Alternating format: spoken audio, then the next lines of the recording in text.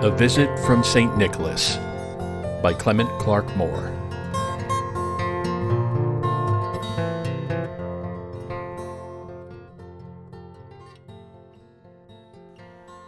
"'Twas the night before Christmas, when all through the house not a creature was stirring, not even a mouse.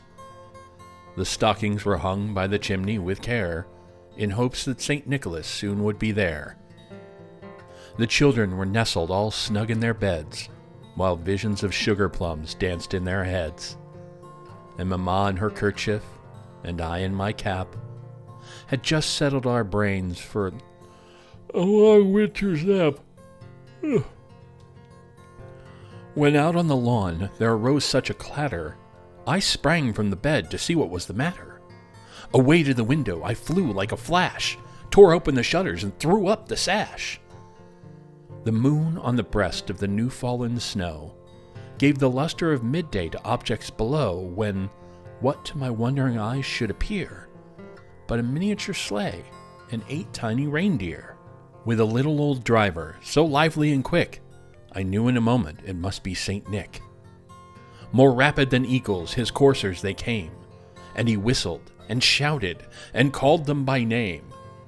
"Now Dasher, now Dancer, now Prancer and Vixen, on Comet, on Cupid, on Donder and Blitzen, to the top of the porch, to the top of the wall, now dash away, dash away, dash away all!"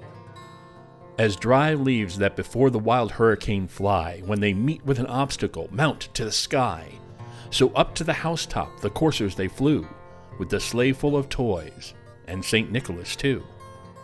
And then, in a twinkling, I heard on the roof the prancing and pawing of each little hoof. As I drew in my head and was turning around, down the chimney St. Nicholas came with a bound. He was dressed all in fur, from his head to his foot, and his clothes were all tarnished with ashes and soot. A bundle of toys he had flung on his back, and he looked like a peddler just opening his pack. His eyes, how they twinkled, his dimples, how merry. His cheeks were like roses, his nose like a cherry. His droll little mouth was drawn up like a bow, and the beard of his chin was as white as the snow.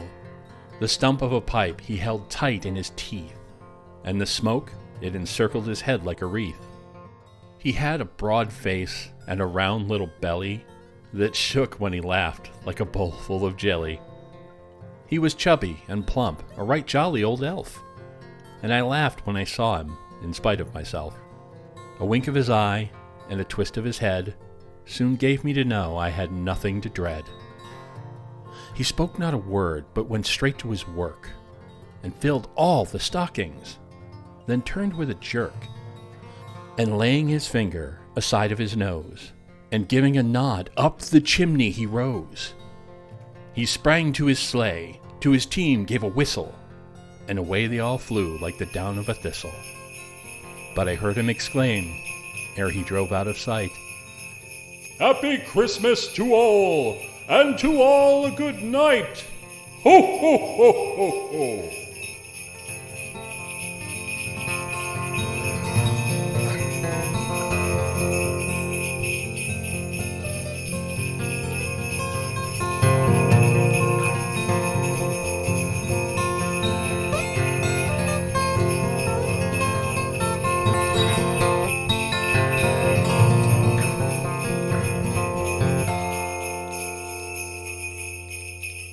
Ho, ho, ho, ho, ho.